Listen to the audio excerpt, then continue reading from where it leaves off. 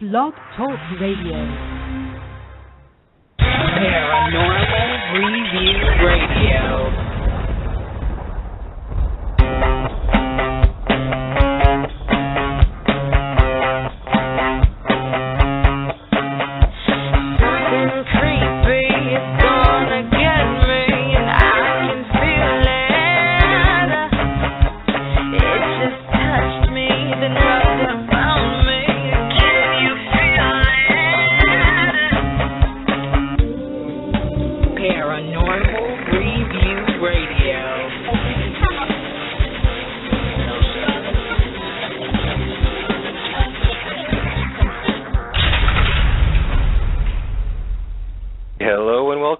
It's Friday night, and you're listening to Paranormal Review Radio with your host, Anthony Agati in New York. And me, Lucy Lee from Chicago, but in New York. What a great show we have for you tonight. Our chat room is up and running, so feel free to ask us any questions. Hold on, folks. We have a little bit of technical difficulty. Okay, here we go. Sorry about that. Okay, our chat room is up and running, so feel free to ask us any questions. We're also opening up the phone lines tonight, so call in with your questions. Now, the number to call is 661-244-9831, and press 1 to ask your questions on air. Now, if you lose sound on your player, just refresh your page or log back in. Blog Talk can be a little bit testy sometimes, and you can also send us an email at paranormalreviewradio@yahoo.com. And be sure to check us out on our Facebook page. You know, when death occurs from a sudden illness, the spirit of this person generally is aware that this is going to happen to them and is prepared for the crossing over. But some people die a sudden death from the interference of the energy of another individual, including murder, which changes one's entire destiny and are not prepared for it. They are often confused when they first cross over and will feel that this was not meant to be. This is when a spirit may stay within this realm and try to find answers. Well, our guests tonight are on a path to hopefully find those answers for these spirits with the help of the Bio Channel. Helmey, Kramer, Jordan Murphy, and Daniel Hooven, also known as the Paranormal Syndicate, along with Psychic Chelsea and the infamous investigative dog, Captain, have started a new series on the Biography Channel called Haunted Encounters Face to Face. The team enters some of the most haunted locations around the country and use their unique approach to collect and record tangible evidence of paranormal activity. Last week was the premiere debut of the show at the Lizzie Borden House, and tonight's episode, the team visits the Black Dahlia murder case and heads to Boston to go deep into the underworld. Haunted Encounters Face to Face airs every Friday night at 10 p.m., which is right now, on the Bio Channel. In fact, it's airing right now. But we have the team here tonight to discuss the show, their experiences, and what lies for the future for this awesome team and show. Please help me in welcoming the team members from Haunted Encounters Face to Face. I believe we have on the line Helmey and Daniel, correct? Yep, correct. Hey, guys, how are you tonight? Good, how are you? Very well. Thank you. How about you? Great. Hi, guys. It's Lucy here. Hey, Lucy. Hi, Lucy. How are you? I'm fine. Thank you so much for joining us. You know what? I would like to start off with a question on how you guys met. Now, I know Daniel and Jordan were part of the Resident Undead group. And is that when you two first met? And how did Helmey and Psychic Chelsea come into the picture? I met Jordan, actually, and she apologized. She actually had another press thing tonight. She could be around 2 different times, and she sends her regards, though. I met her through the Paranormal Challenge show a few years back. I'd won the series premiere, and she was on the West Virginia Penitentiary one, and she sent some feelers out to the participants on the show and anybody that'd like to get together, maybe go down to Trans-Allegheny, which is literally in her backyard. And we worked with her for a little bit, went down to Tennessee with her and realized what a great fit she was, did her willingness to, think outside the box and just her drive. So that's how we met. And Helmey, how did you come into the group? Basically, like it or hate it, it's my brainchild. I have always been a huge fan of history and think that was probably one of the most underused aspects as far as investigating goes. I am very analytical, for lack of a better term, and I'm very good at doing certain things.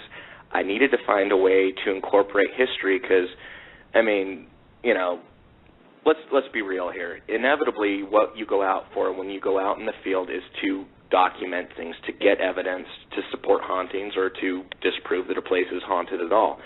Right. I have yet to see anyone go out, you know, posting on Facebook or doing something saying, hey, I'm getting ready to go out to X location. I sure hope I don't catch anything.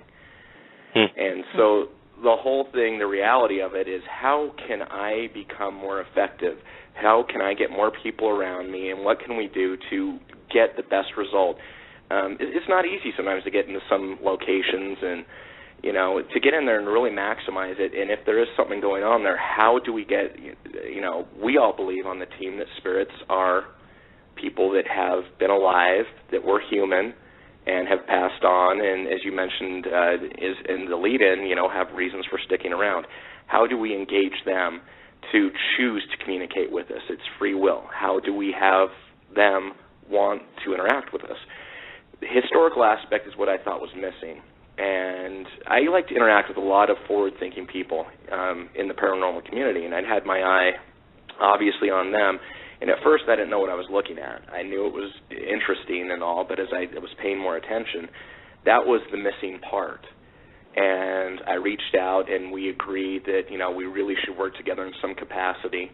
But what they do is so innovative, and Dan will obviously get into it later, but the Ripple in Time is basically, in what the technique they perfected, is ingenious. It basically, you know, long story short, summed up, it employs the ghosts and the spirits, mind you, whatever specific location, to communicate with us. And it's amazing. I mean, to see it's one thing, but to be there firsthand and experience it is mind-blowing. So we had that. I don't like to leave any stone unturned. You know, the psychic thing, I'm very unsensitive. Doesn't mean that there's not something to it. And Chelsea, I'd worked with her quite a bit in the past. She actually had been local. I'm from Utah, and I'd worked with her quite a bit locally on some different cases and things around here, and I struggle with it quite a bit, but she told me some things. I'm not a big personal experience guy ever.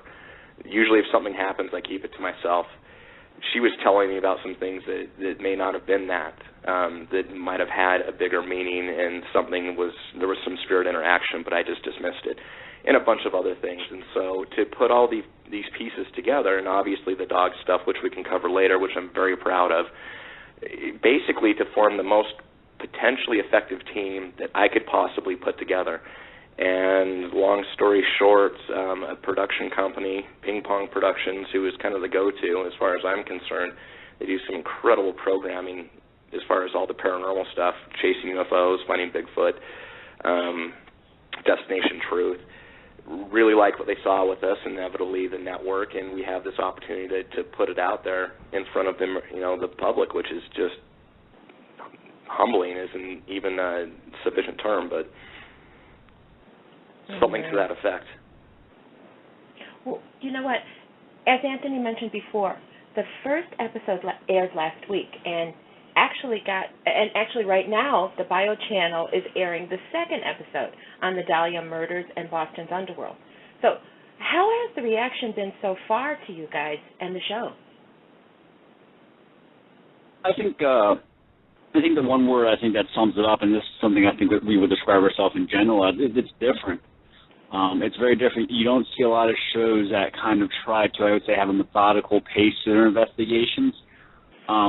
You know, from being on the ground, I think, for the past 2 years with Adam and Jordan, you know, we all know, being investigators, that you only have a limited amount of time in some places. You know, you pay your fee and you get, you know, X amount of hours there, so you can't really. You could.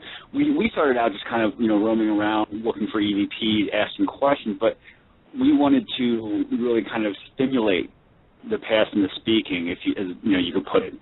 And so it is different. So we came up with the concept of these ripples in time, what I call them, in which we actually reenact trigger events at these locations, but we twist the ending. And I think that might now have got communicated clearly on the Lizzie Borden one. We twist the ending. Yes, I know that, we all know that Lizzie Borden, according to the police report, hacked up her father in her sleep after she killed her stepmother. But in our Ripple, we actually had Andrew Borden wake up and stop and kill her in self-defense. It's almost as if taking their proudest moment and taking it away invokes responses. And we do that with the antagonist. Not all episodes are going to have ripples in them because not all locations we went to had a murderer there. But I think the reaction, it's been different. You have a little bit of everything. You have, the captain, which has a unique element. You have the psychic aspect. Jordan and I that really are just the investigators, and at Helmey who does a lot with the technology and the Paraline. So I don't think there's a show out there with this unique mixture of skills and talents, which we leverage at every location. Some location you're going to see more of one person than the other, just because as a team we decide the best way to approach it. Well, we've been talking about Haunted Encounters face-to-face for a couple of weeks now, and some of the comments that we sort of got back were a little bit unsettling about the ripple in time, which I find fascinating. I really do.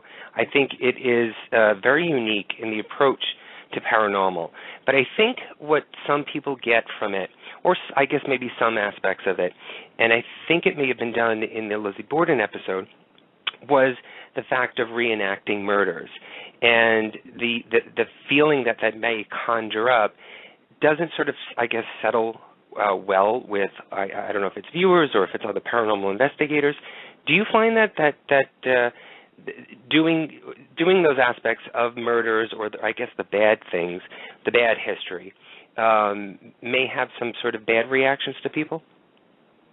I think it's different. I think that I always say to each their own.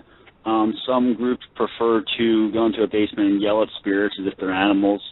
Some prefer to, be maybe a little bit more, get into maybe some of the occult. It's the style that I've chosen for myself, and I don't, I can see why it's unsettling, but at the same time, I think it's almost kind of a neat twist, because you go into these places where, say, Dr. Hodel was, and he was a megalomaniac. He got off on knowing he got away with the crime. He got off on murder and torture. And I personally don't have a problem taking that away from him in the moment. So, yeah, I can see the reaction might be hesitant, but at the same time, I think it's just a different flavor to add to the lineup. And I'd like to expand on that a little bit, almost as an outsider coming in, because, like I said, it was a tactic I was really intrigued with, and it's effective.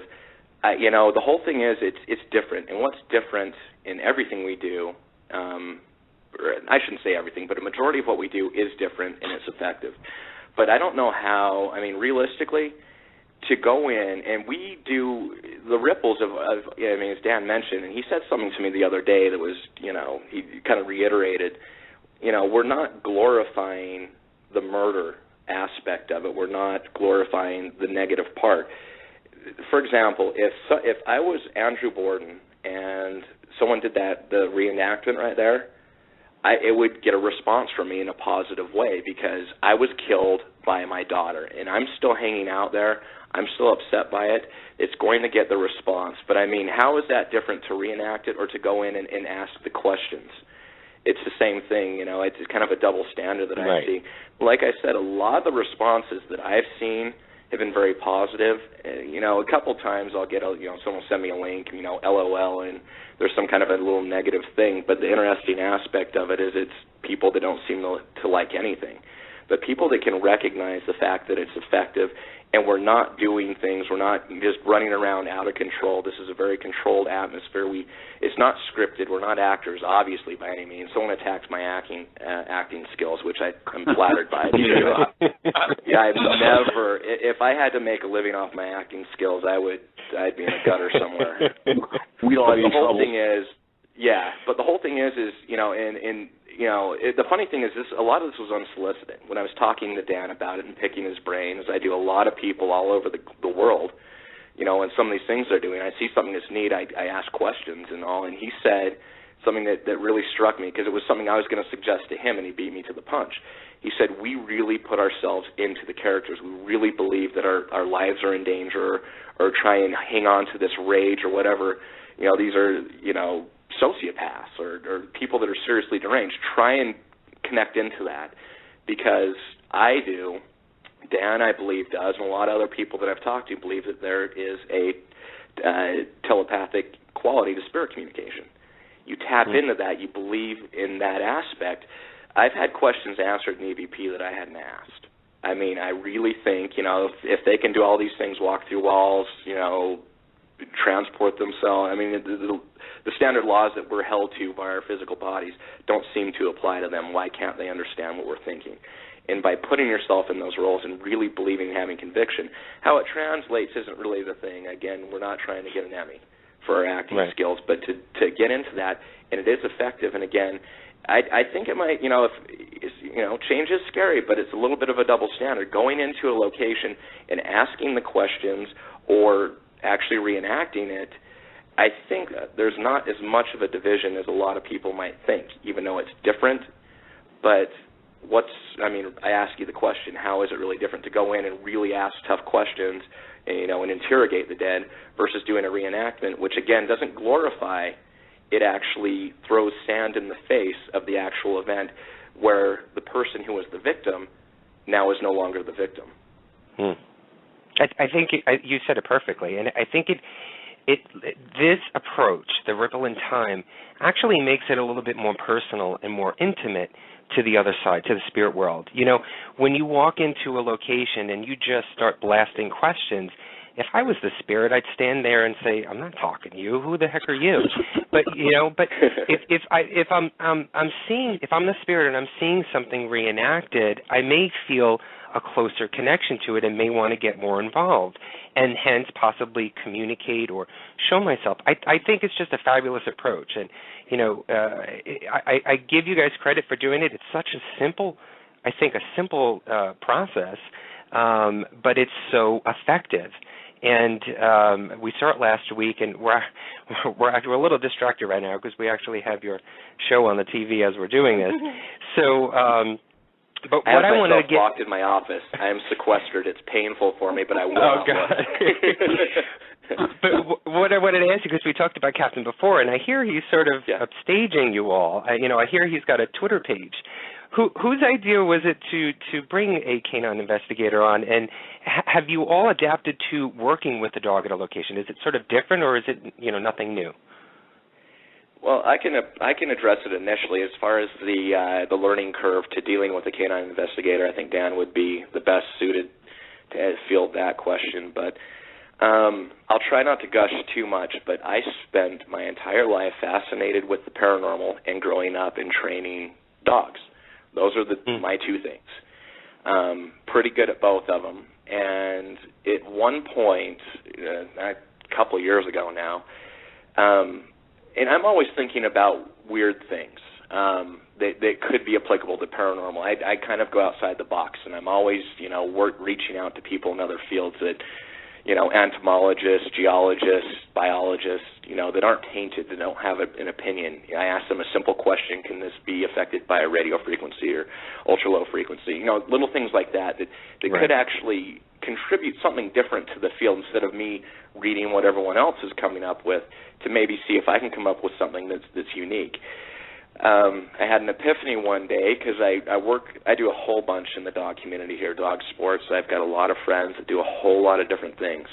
And I've been doing scent work with my black lab, Bailey, and talking to a lot of my friends that do a lot of different things. I have a friend named Casey that actually trains diabetic alert dogs. And she was telling me how her dogs, when someone that's diabetic, their blood sugar drops, we put off a pungent smell. She's taught dogs to identify that smell, and they have probably saved hundreds of lives. Because once you get to that point, if you know someone that's diabetic, once you get to that point, it's too late. And these dogs smell that and identify it. So I did some research and found that electromagnetic fields, ozone, electromagnetic radiation puts off a very distinct smell to dogs. But it's stuff they smell every day. So I went in and spent a long time, over 6 months, training Captain to identify electromagnetic fields. And the cool thing is, in my research and talking to behavioralists and biologists and all, found that dogs can smell this from an incredible range. For like the Olympics here, they had the bomb-sniffing dogs here in Salt Lake, they can smell 1/billionth of a gram of explosives 2 aisles away. This is a very strong smell. He can smell an electromagnetic field, even a pretty, maybe a 1 to 2 milligauss from 20 feet away. Our millimeters, EMF sensors, and all that are point of sight. If you're not standing in it, then you're not going to get it. He can clear an entire room in the time that it would take us just from doing baseline readings at some of these locations, half an hour. And he can sweep through it in 5 minutes and determine that. So that was the beauty of that. But the second part is I did so much work in animal behavior, and I'm embarrassed and ashamed that I'm in my late 30s, that I knew as little about dogs as I found out that I did by reading and reaching out to people. It's easy to humanize animal behavior. A lot of people tell me, my dogs are sensitive or see spirits and things of that nature, and it's easy. A lot of times I misidentified. I'd say the majority of the time I misidentified what my dogs were saying. And so by learning and observing what he was saying to me and what he was telling me and his reactions to situations, I was able to determine that, I've got him doing a job, and he loves it. It's a game. When he is, just nose down looking for those fields because he wants, to win his game, and he gets startled by a shadow figure or something that's not there. I mean, they can hear outside of our range, but I can't, manipulate spirit voices and stuff like that to train him to do that. So, but he can react to something that scares him. If you're doing something, if you're at work and someone sneaks up behind you, it's going to freak you out. And that's what I was able to. That was the beauty of this whole thing that I had initially overlooked. And it's happened on multiple occasions in the past, and you saw it last week. He's working, and then he gets distracted, and I'm able to understand if it's just, something that's naturally occurring or whatever, or if we can correspond it. By him picking up, I'm going to sum it up right here, because I get gushy about this because I'm so excited about it, because I think I'm the first person out there that's actually formally trained a dog to do this. A lot of, other people might have taken theirs out and done things, but, it's something that's really tangible. But in summary, I lost my point. Well, Helmey, my wife came in to tell me something, and I got completely distracted. But it's something that's really neat and unique, but it's effective and it's real. I'm not going to go out and do something that's going to slap the face of the paranormal or dog training. So to be able to go out there and showcase it and demonstrate how it really works and show, I remember my point. By him hitting a field or by him reacting, it doesn't mean that it's anything paranormal. But the cool thing is it helps us focus. It's like having Chelsea on the team, using what information she provides us. She says that we're in the presence of something. It doesn't mean that we are, but we know to focus at that point in time. And if we can catch a corresponding shadow figure, movement, apparition, EVP, whatever it is, it just gives us additional validation. And it also lets us know it's time to maybe quit, moving on to the next segment or the next part of the sequence, and maybe buckle down a little bit because we could be in the presence with something that we weren't aware of. And I'll shut up about it now, I promise. No, I do have a question on that, and I've had dogs all my life. I grew up with German Shepherds. I had a Australian cattle dog. I truly believe that dogs can sense things, and I know that their senses are 100 times more better than what we find. But I also do know that dogs are dogs. And in some of these locations, let's say like the theater last week, when Captain was in there and he reacted, how difficult is it to determine whether or not this is actually the EMF field or a rat or a mouse? I know my Australian cattle dog, she would bark at anything. Squirrel come across the yard, she'd bark. So how difficult is it to determine what actually they're sensing? That's one thing, not being vocal creatures, he can't say what it was. And so the whole point of what I do with that is I try and catch something corresponding. In that instance, there was a sound and a little bit of movement that happened off to Dan's, whatever side Dan was on. It was towards the lower part of the theater, And I had, looked over their captain and reacted there. And I wasn't able to catch it. I saw it out of the corner of my eye, and we did hear a sound, and there was obviously no one over there. At that point, you present it, but the thing is, it's just, I'm not going to go out and say, hey, that was a spirit or something supernatural. The thing is, it's just like anything else, and anyone that's ever investigated with me knows I'm a pain in the butt because I'm methodical. I tag everything. I just don't want to ever have to put anything or, be put in a position where, something's good, but I can't verify that there is an external source. I'm not going to put it out there. Mm-hmm. So if Captain reacts and I'm not it's interesting, just like an EMF field would be interesting, or Chelsea saying that there's something else going on. All that's interesting.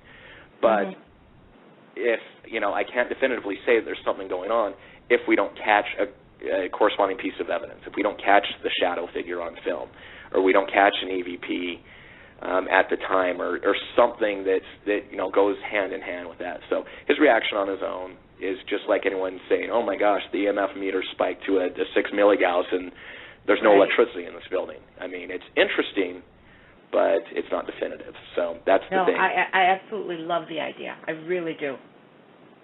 Thank you. I've got a lot of good feedback, and he has upstaged me, but that's cool. There's so many shows on TV right now on paranormal and also other paranormal groups. They seem to always have, a team leader or a lead investigator, but I get the sense from the show and your group that there is no leader. Am I correct in making that statement? Yes and no. Dan is, one of the things I just really admire about him is his focus. He's very passionate and very focused. As I've demonstrated on this call, and I'm trying to not do it, I can tend to get off task. So Dan is, perfect as a lead investigator. There's a lot of times where, beating the proverbial dead horse and it's time to move on to the next segment of the sequence and all that, Dan is very effective as far as that goes, and he's very well suited to be in the role of lead investigator. But as he mentioned early on, we all have our strengths and we all have our weaknesses. And, at some point there might be a location where it might play in better to one of our strengths, and there might be a location where, someone's strengths aren't going to really be showcased or really the most effective. And so all of our roles on the team, we all know what we can do. We all know how to jump in and help. And it's unsaid. I mean, it's not, again, it's an unscripted program. Nothing goes out there. We go out and we have a basic blueprint.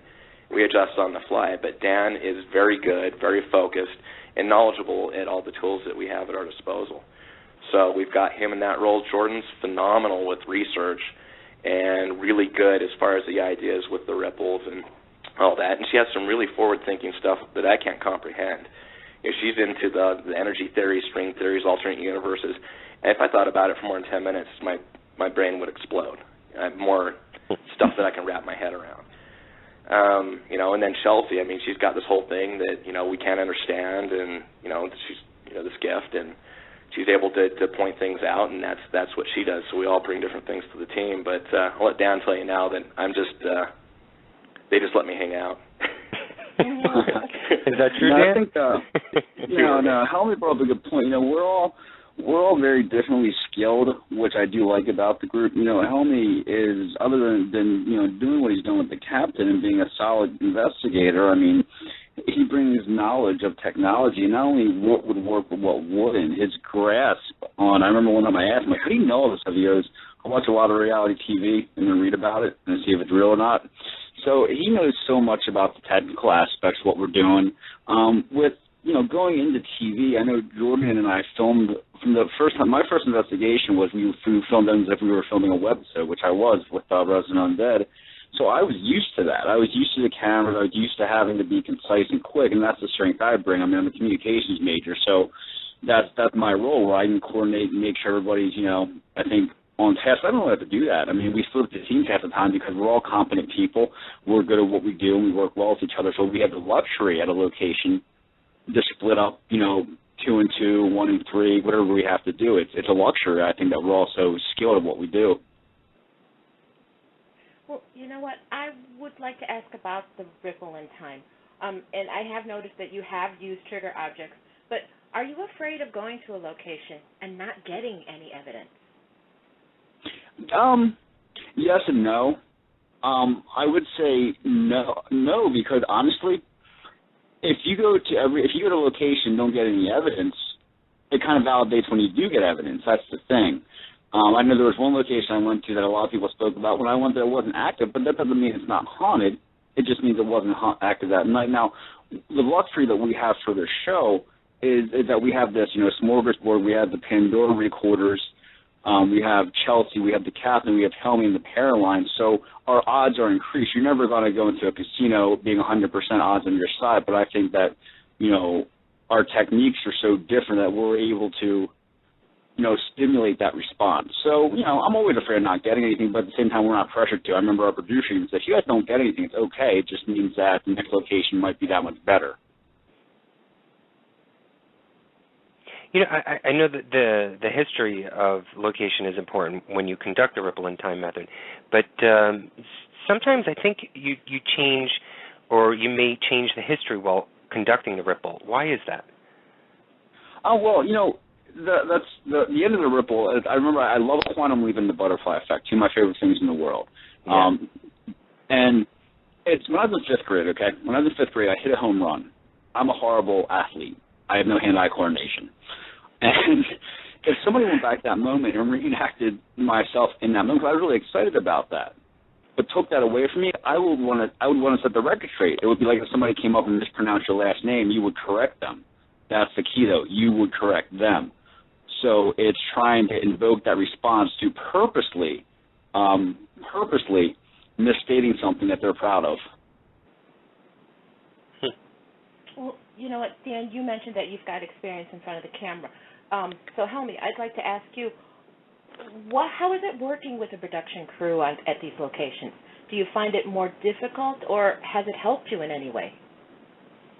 Well, obviously there was a learning curve, but I had the luxury of working, and I can't say enough nice things about the production crew.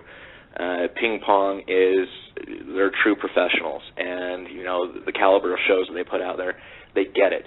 And so our crew is used to this stuff. And, well, to a certain degree, we've had, some producers that hadn't worked. We had a couple people on the show in tears when they started to realize this wasn't just, a TV show, that there's real stuff going on. It's all fun and games until you're out there on your show and you find out that, we have really gotten ghosts to react and that they really exist. But, again, they gave us enough rope to hang ourselves with. They understood that we knew what we were doing. And I don't want to say they stay out of our way because it sounds like a negative thing, but we really are just cut loose. They know that we're going to do what we're going to do, and the results are going to be whatever they are. And, again, not having really the experience in front of the camera per se, I've done a lot of other things, within, communities and dog stuff and all that where, I'm emceeing and all. I'm not uncomfortable being in front of people or anything, but it was different. But, again, it wasn't that big of a learning curve. I was able to kind of fall into it pretty quickly and understand because it wasn't really there wasn't a lot of constraints. I mean, I just was able to do what I did. The team came together instantly. I mean, there's a lot of things are unspoken. We just know what we need to do at any given time. And, when there's been some of these places and locations we've gone to where all of a sudden it gets out of control. I mean, there's just stuff going on all over the place, and we're all able to react according to it and do what we need to do to get it all documented. So, except for my acting skills, I think I was able to pull it pretty quick. Talking about the crew, how do they feel about the experiences that you guys get when taping the show, and have any of them run out screaming or cried in the That's probably. I'm sorry. They could do an awesome show just on the behind the scenes stuff and everything. I mean, that would probably be well received. I want Dan to fill this one on. Let me we can talk about because you tell the story so great. You tell the Lizzie Borden story so wonderful. I'm just gonna preface it. Keep in mind, these producers, they've been around. They haven't worked on paranormal shows per se, but some of them work with chasing UFOs, finding Bigfoot, Destination Truth. Some of them on the major shows that are just wonderful. Travel to a lot of locations. But Lizzie Borden is when we started seeing the hinges come loose. And Helmey, if you want to go on that was my favorite moment of the whole time, I think. Yeah, and I got to put myself on a delay because there might be profanity, so I got to make sure I speak slowly and my delivery's okay. But one of our producers, field producer, and this was probably our fourth or so location. And the thing is, in the meantime, each individual in the crew is, it's like a confessional. I felt like a priest. They come up and like, hey, this happened. What do you think that is? I'm like, you know what? I'm not here to change your mind. You come to your own conclusion. All bets were off at Lizzie's, and our field producer, I don't remember who she was upstairs with, but they were upstairs. I can't remember who it was. I think it was Doug. Yeah. Okay, so she was up there with the cameraman, just kind of making sure, just doing their initial walkthrough, and she trips. They were the only ones. We were on the ground floor. This is up in the attic area, so there was a whole floor separating everyone. She kind of trips, and some children start laughing in the room. Well, it's her and a dude. She came flying down the stairs, hysterical. I assume everyone in here has seen Poltergeist. You know when the mom was doing that laughing, hysterical cry thing? Yeah. It resembled that. She wouldn't go back upstairs. She's like, and she kept reiterating it, and I was laughing. I felt pretty insensitive, but she kept saying, this is real. There's ghosts. There was kids laughing. There's no kids in the room. And she just kept going, and she was crying and nearly hysterical and all that, and she was pretty much garbage for the rest of that. We were able to get some outside stuff with her and all, but fortunately most of what she had to do for that day was already done. But it changed her. I mean, it really shook her to the soul. And within a couple hours of that, Doug, who was the other guy, he was standing, and I'll try not to set it up too much, but he was standing by a door that was cracked, and the lights were off in the kitchen area, and there's kind of a wet room as you would come in off the side of the bed and breakfast. And there's a corridor, it's probably a good 10 feet long. And so he's getting irritated because the light's on in there, and he can keep seeing someone going back and forth and passing in front of this light. So finally, as someone's passing, creating this void, a shadow, he pulls the door open, and there was no one there. And as the shadow's there, so, it's not, you would have had maybe 1/1,000,000th of a second to run 10 feet and get out and shut the door and lock it. So all of a sudden, he's now crying and hysterical, saying, oh my God, this is real, there's ghosts. And I'm laughing. I'm like, did you guys think we were out here playing make-believe? Yeah, exactly. I'm like, we're hearing your results and all that stuff, and we're not thinking about it because, they're working. But they're like, we go off on our own and do our stuff. We do our ripples and our quarantines and all that. We're shooting ourselves with these handhelds and a GoPro that shoots back on us. So there's very few areas where they're actually up with us. And again, enough rope to hang ourselves with, so we're able to do these quarantines and whatnot. And so to actually experience these things firsthand and not through a camera, he was about ready to light someone up for, just come in. Quit walking back and forth. If you need to come in, there's no one there. And I could go on and on, but that was from, an episode that's already aired, so I can talk about stuff that happened behind the scenes.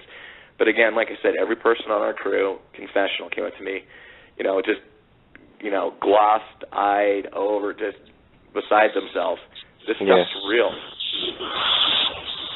I remember there was another location, I can't say which one, but we were on two different floors, and somebody rated up and said, you guys need to stop walking. And Bree, the one producer, goes, nobody's moving up here. She gave us that, deer in headlights look again. We're like, we know it's completely real. What I really liked, though, was that towards the end, a lot of the crew wanted to just go on, a mini investigation with us before we all had to go home. They wanted to go out and just kind of get their hands dirty because it was so interesting to them. And that made me happy, honestly, because, they're on the road so much. They go for their show, and they work 20-hour days, and they just put everything they have into it. and for them to be genuinely just interested at the end of it really, it made me feel good. It made everybody feel good, honestly. Some nice validation. But they were really great, and they were open to it. You know, they were open. Sometimes the deer in headlights look just made me giggle. Yeah, that says a lot about you and the team. That's so great. I've seen the lineup of locations for the season, and I have to say there are some really great places: St. Mark's, Eastern State Pen, Houghton Mansion. I know everyone must have their favorite. So this question is to you both: which location from the shows has been your favorite to investigate? For me personally, I mean, I was actually just thrilled to see some of them.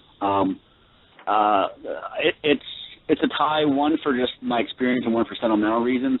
My favorite one's actually airing tonight right now, the Boston Underground, just because of, and you'll see what happens. Just because it was a very raw situation, and you'll see what I mean by that with what happens to me there. And it was just adrenaline. But my favorite one's for sentimental reasons. I'm from Philadelphia.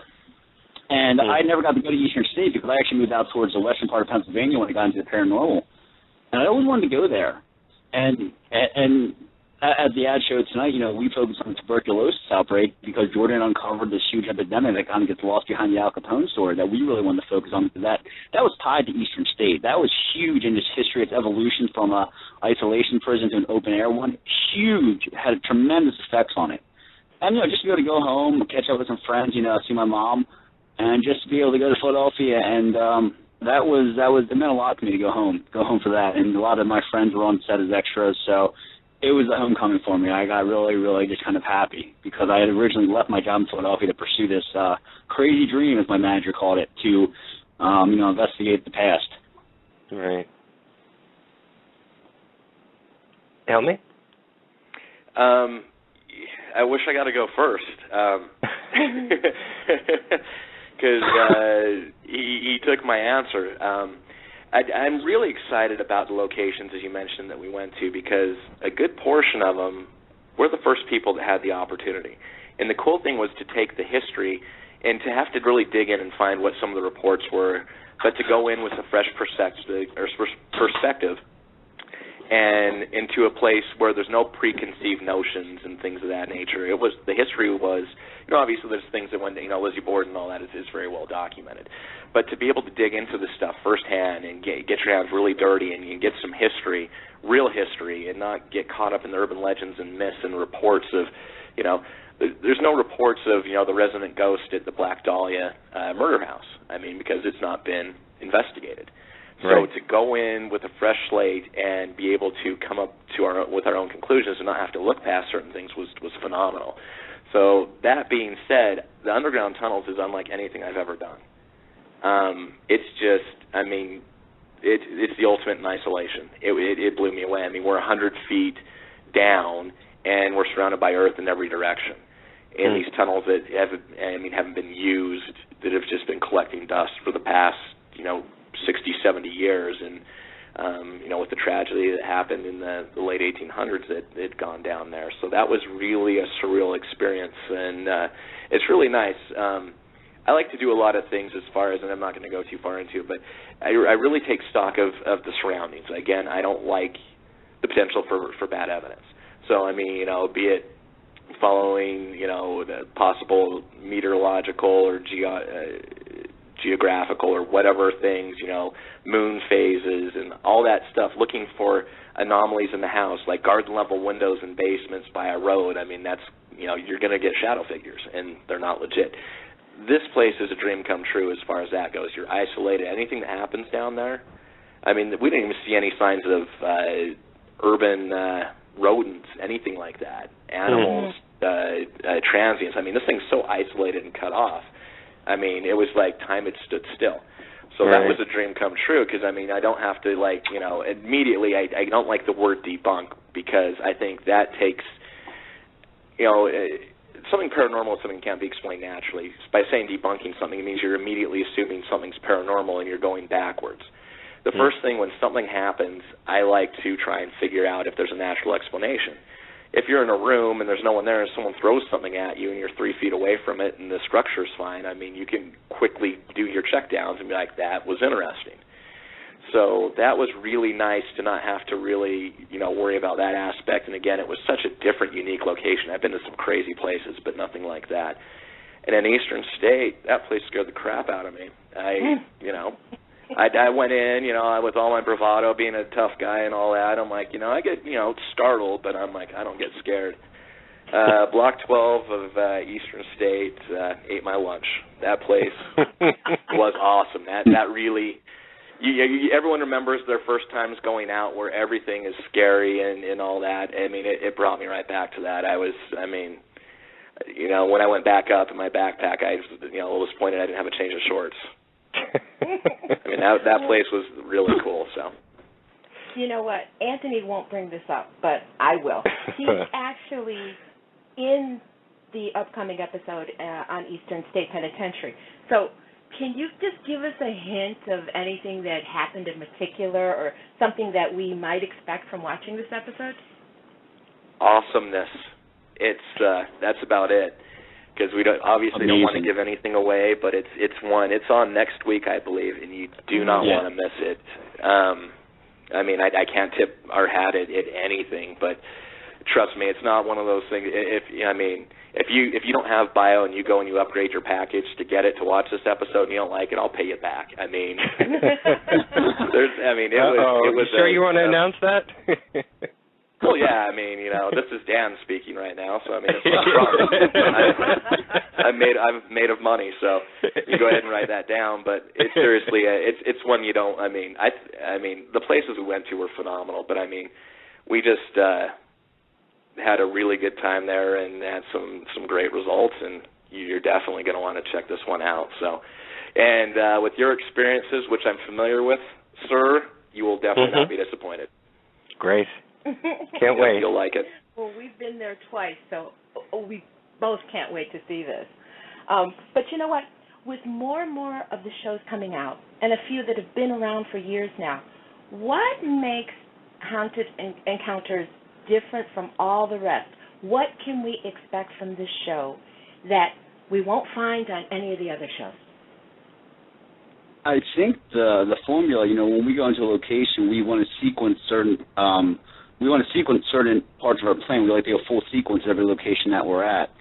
I don't think that right now you see a show out there with this many elements orchestrated the way they are. We made it very clear, and the production company was very very open to this. They let us call the shots on a lot of things as far as what we wanted to do, the best approach. The captain, he's not Scooby-Doo. He's not a gimmick. We took him to the locations that were, number one, safe for him, and number two, where he could be used correctly. Because the last thing we want to do is take the captain somewhere where he might get hurt, or it might just not be beneficial to him or the team. I just feel like you don't see a lot of you don't see any other show out there that has attempted to mix all this together, and I'm proud of it. I'm proud that it's at the very least different. Mm-hmm. Okay, so and it's different not to be for the sake of being contrary. Every piece has its purpose, and it's all proven effective. If it didn't work, it was gimmicky, we wouldn't do it. Yeah. Period. Yeah. And so the thing is, it's different, but it's all absolutely effective. And again, I have to keep checking myself. That's why I kind of pause and make sure I'm not giving anything away. But the thing is, I don't really watch a lot of the other shows or very many, so I'm not sure I can't go line item as to how things might be different. I can imagine, though, that there's a lot of what we're doing that's being, we're the same and we're looking for the same stuff. But I think that our approach, our methodology, is probably going to be very different. And again, it might be scary for some people. It was a scary evolution for me. I spent hundreds of hours sitting in a semicircle with people with a voice recorder and scripted questions. It wasn't effective. I wanted to evolve past that and do stuff. And it was a tough pill for me to swallow, kind of going out and doing this stuff and reaching out to people. But again, none of it's, it's not disrespectful. The first rule is you got to respect your locations. People are letting you come to their location to do something, which is kind of iffy the way that the public perception is. So you respect the locations, you respect what you're dealing with, and again, people question, the ripples and all that. It's really, to me, it's no different than going in and asking the questions. Who killed you? Why were you killed? Or, those types of things. I would, and you mentioned it before. It was so valid. People want to choose to interact with you. If I walk into a bar with my eyes closed, my hands out, saying, how many are in here with me? What's your name? No one's going to want to react. But if I go in and, if you're sticking around here as a ghost or spirit, there's a reason. You're either a bad person or something bad happened to you. I never investigated Disneyland, but I never have got an EVP saying, hey, thanks for coming by. What do you think of the place? Or, nice day out. It's usually someone distressed or upset or someone who was probably a huge ass in life, that's threatening us or whatever. Right. So I would like the vindication of seeing what happened to me, which was what caused the haunting, causing me to be here, to be flipped around. It's going to get my reaction. And I would, again, we're not glorifying the negative aspect of it. We're twisting it or giving them the opportunity to speak and be heard. And so it's a really cool platform. So. Well, I have just one more question on the ripple in time, and either of you can answer this. When you've done investigations and used the ripple in time method, do you choose to use it sort of in the beginning of the investigation to sort of, I guess, break the barrier so that the spirits or whoever is on the other side is more comfortable to communicate with you, or do you find it to be effective in the beginning of an investigation, in the middle, or towards the end? Where do you feel it should be, or where have you done this before in investigations within the night? I think that the one thing with us is we let the location dictate our actions because we're really in somebody else's house. So some locations, if we go in there and we're kind of getting responses, Chelsea's feeling things, the captain's feeling things, we'll start with the traditional EVPs to get a feel, to make sure our ripple fits. Really, when we feel like the energy is at its highest, that's when we choose to do the ripples, because that's when we feel like, okay, we have their attention, now let's really kind of get them to speak up. But it depends. I like to go and let the locations, kind of dictate my actions, because at the end of the day, like I said before, I'm going to somebody else's house, I'm going to abide by their rules. Right. All right. We rarely get to do this with guests, and we had a blast the last time that we did this with Mark and Debbie Constantino, so I thought maybe we can have some fun tonight if you guys are up for it. I'm going to read a list of locations that you may or may have investigated before, or at least we think you've investigated. In any case, when I read the name of the haunted location, in one word, can you tell us the first thing that pops in your mind? Now, it can be just one word. It can sum up your thoughts or feelings, or, again, if you haven't investigated this place, maybe a thought or a feeling that it conjures up. Are you guys okay with this? Yeah. Yeah. Okay. All right, the first one, I've got a list of 10 here. We can go through this pretty quickly. The first one is Rolling Hills Asylum. Charming. Who said that, Dan or Helmey? Dan. Oh, Dan said that. Yeah, I was going to let him do this. Oh, okay. The next one, Villisca Axe Murder House. Baptism. Wow, I like that word. That was my first investigation ever. First investigation ever. Penhurst. Nurse Jordan. Count that as one word. Okay. Write that down, as Helmey would say. Mansfield Reformatory. Shawshank. Waverly Hills Sanatorium. Never been. One of the few super haunts we've never got to. Okay. Bobby Mackey's Music World. Deceiving. In a good way. Let me expand on that. You kind of go in there expecting, the devil to come after you. It was very active, but a different type of energy than that we were there. It's one of the few places I would double track back again, too. Yeah, same thing here. Lucy had that feeling. You go in expecting, because you've heard all of the stories, but Lucy had a completely opposite experience there. It was an awesome experience there. Okay, we mentioned this before. Eastern State Penitentiary. Philly. Lizzie Bordenhouse. Hatchet. Stanley Hotel. I've never been. Okay. Shining. And the last one, Shining, yeah. Stephen, Prospect Place Mansion. Lynch. That's actually the first place when I was running around with Resident Undead. That's the first place we really tried to ripple, and we actually lynched me in the barn. And Adam actually, my one friend, we had a relief rope around me, and he almost cut the wrong rope, so I actually got hung in a barn in Prospect. Oh, God. That'd be quite a trigger story. Well, you know what, guys? I can't think of a better interview than this one. We want to thank you so much for coming on the show, Daniel Hooven and Helmey Kramer. And you can catch the team every Friday night at 10 p.m. Eastern on the Bio channel on the show Haunted Encounters Face to Face. Now, how can our listeners learn more about you individually? Any Facebook pages or Twitter names that you want to share? Dan's good at banging that out. Oh, real quick also, I know a lot of people don't get Bio, just to let everybody know out there, they actually post our full episodes the Saturday after they air for free online at bio.com. Just go to TV shows, Haunted Encounters, and they have the full episodes for free on demand. Our official Facebook, it's just if you type in Haunted Encounters Face to Face or facebook.com/official Haunted Encounters, that actually has all of our information. The Twitter, I'll just list two. Our team one is the show one is HAUNT Encounters at Haunt Encounters, and then we all have ours, but the best way is just go to Facebook. I can bang them out real quick though. The captain is at Para. Actually, I'm sorry. Helmey, why don't you list the captain? I always mess it up. I think it's Captain Para Canine, but I think I'm wrong. No, that's right. It's his Twitter is Captain Para Canine. Mine's the Helmey. Apparently, someone else named Helmey took all the good stuff, so I'm the Helmey on everything. God. You can find me at Daniel Hooven. Jordan is at Jordan_Murph, MURPH, and Chelsea is at C Damali, DAMALI. And we're all very active on Twitter. Captain's the most active. He actually has people that tweet him pictures of their dogs watching the show. It's probably one of the funniest things I've ever seen in my life. I love it. Well, I sent him a friend request.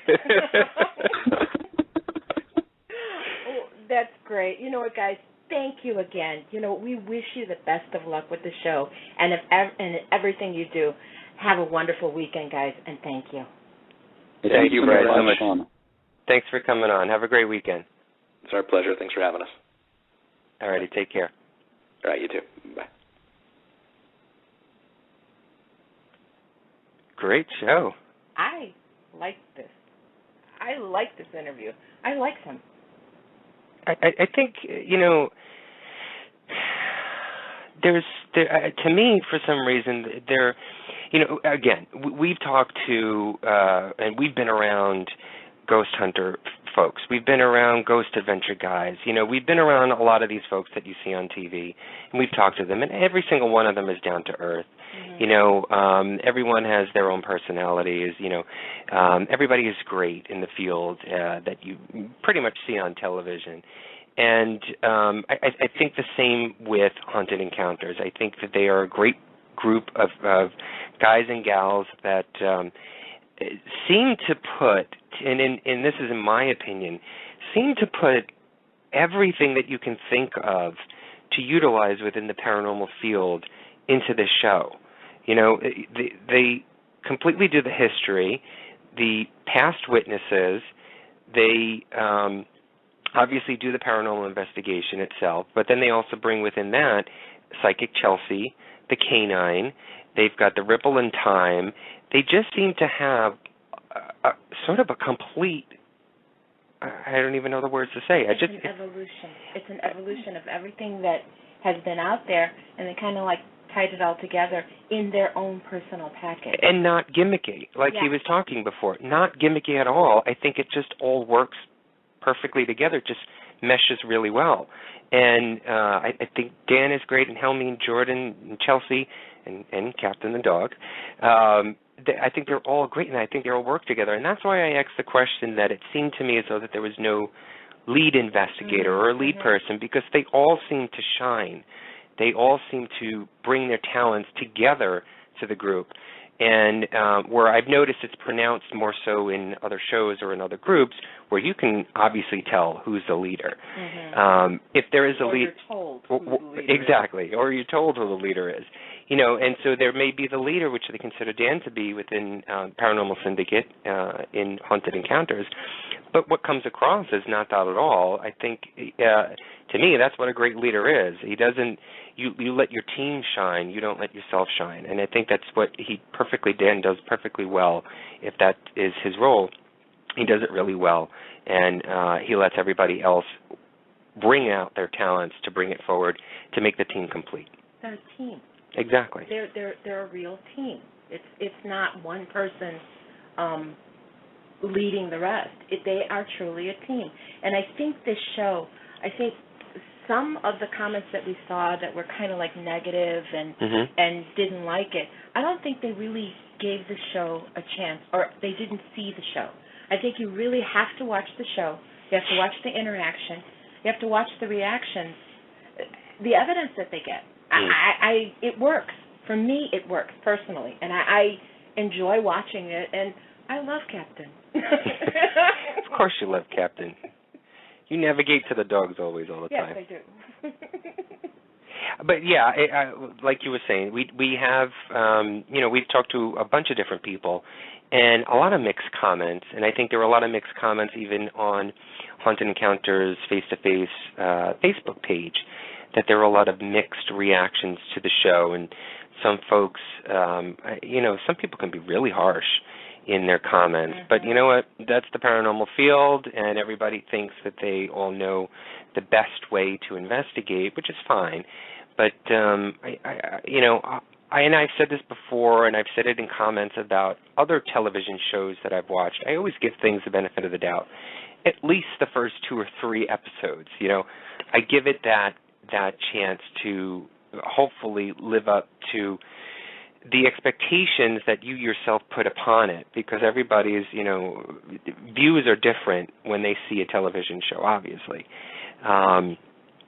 But this show, I think, it just really encompasses everything that you can find at other television shows. I mean, I think it even has a little aspect to My Ghost Story in it as well, because you get that. I mean, I can only say that because I participated in next week's episode, that the feeling of, or the actual process of interviewing previous folks who have had encounters in the location, it sort of brings that My Ghost Story in the very beginning, and then you're going into a normal, regular, quote-unquote, paranormal investigative show, and then the overnight in it. So I think it's worth giving the shot, and I think maybe giving it to the 3rd or 4th episode, and then make your decision. At least see them in different locations. Don't judge them based on one location or on one particular type of act that they've done,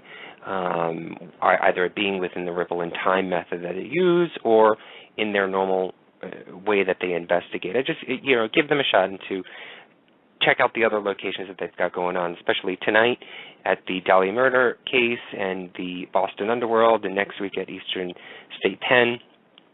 And we'd love to hear your comments and let us know what you think of the show.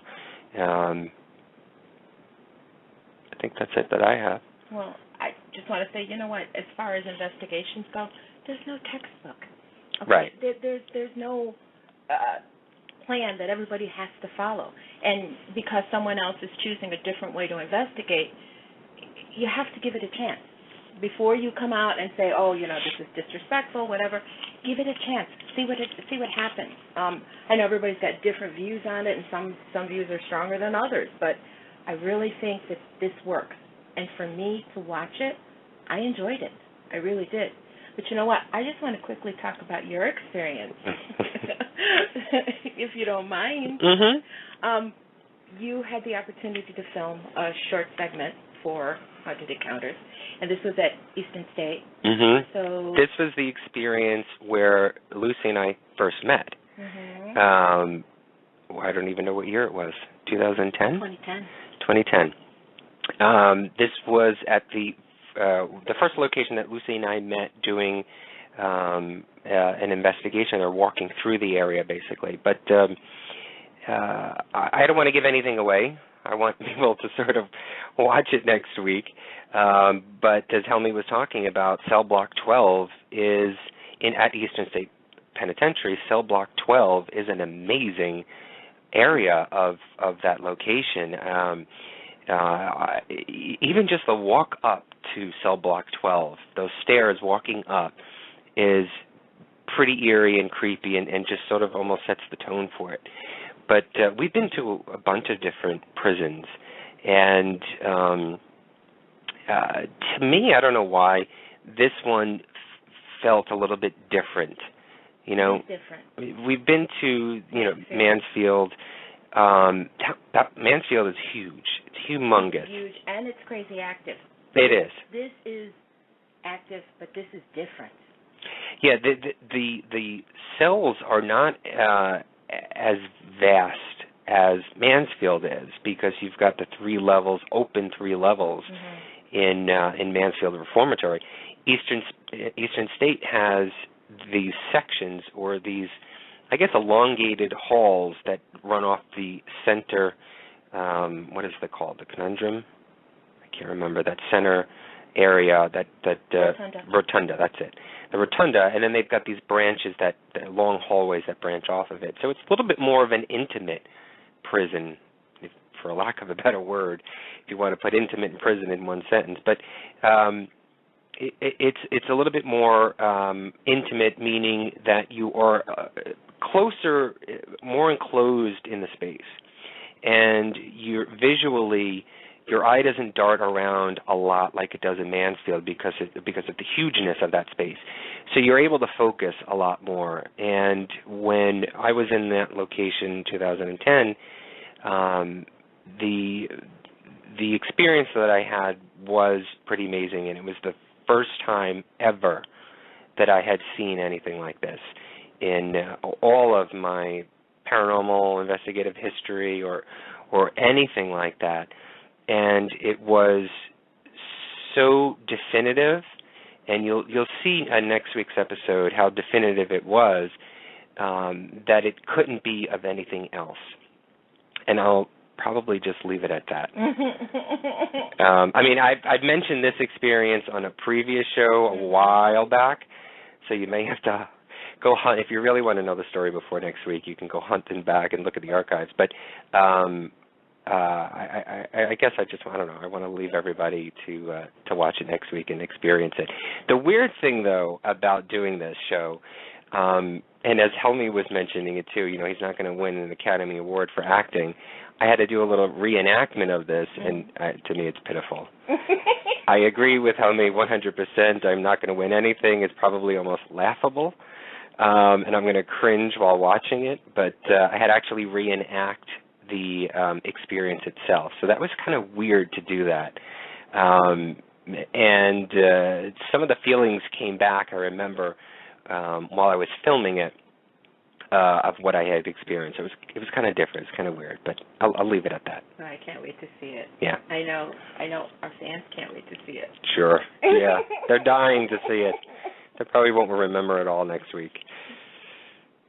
All right. So you want to get on to anything else? You want to talk about any other topics? Like day one in New York? Yeah. Why don't you tell everybody how New York has been so far, day one?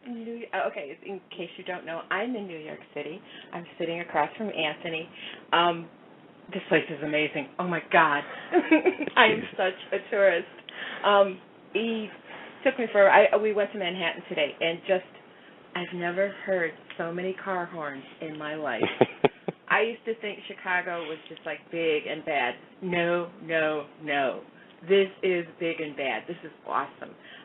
This is just so cool. I'm so glad I'm here. We're driving around Manhattan, and I think every other minute she's pointing. She's like acting like a 2-year-old, Lucy, pointing and what's that? What's that building? What's this building? Why is that like that? She's too funny. I'm not used to, taking around tourists or people who've never been to New York because, everybody that I know has at least been to New York within the last 10 years at least.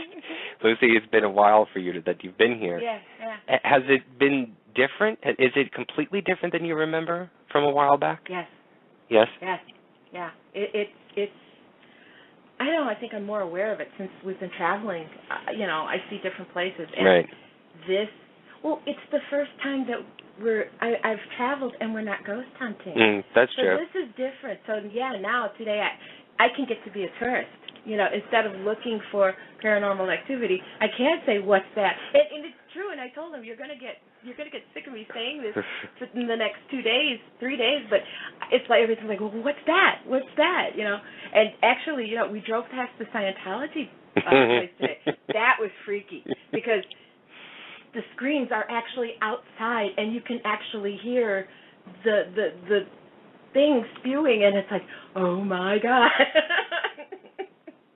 This is where it happens. Yeah.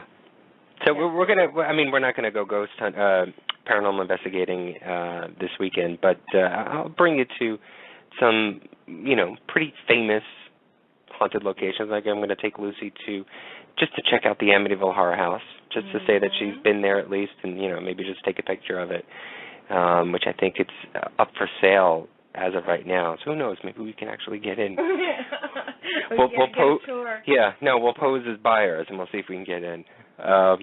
But maybe we'll go there. Maybe I'll show you where Houdini's gravesite is, and we'll check around some other stuff. I can't wait. I'm having such a good time. This is awesome. But anyway, and I've already used up one memory card. I think I'm going to have to buy a couple more. I'm filming everything. Typical tourist. So watch for my new project. Okay, so you want to go to some business? Yeah, let's go to the Fan of the Week. Okay, the Paranormal Review Radio Fan of the Week. And this week is a very, very special person. She is probably one of the sweetest, kindest people, and one of the best fans that we have. It is Katina Alger of Minneapolis, Minnesota. She is the owner-operator of Goddess Inspired Jewelry, and you can find her on Facebook. Just look for Goddess Inspired Jewelry. She makes some of the most awesome stuff. You'll see stuff that I wear. Katina has made it. Just a few likes about Katina. She likes Duran Duran. She likes the Tudors, fishing, mudding, better gnomes and cauldrons, and, of course, she likes Paranormal Review Radio. Katina, thank you so much, darling, for being a fan. We love you. Congrats, Katina. So, let's see. You know what? The Bio Channel continues to bring us shows that the paranormal community can look forward to week after week. Now, Haunted Encounters Face-to-Face looks like it really does mean business with its new approach to investigating. We want to thank Helmey and Daniel from the Paranormal Syndicate for joining us tonight. So, something to look forward to. Okay, well, today is December 7th. December 21st is only 2 weeks away. Now, if the Maya are right, it might be our last show ever. But what if the Maya were talking about something else? What if the world didn't end that day?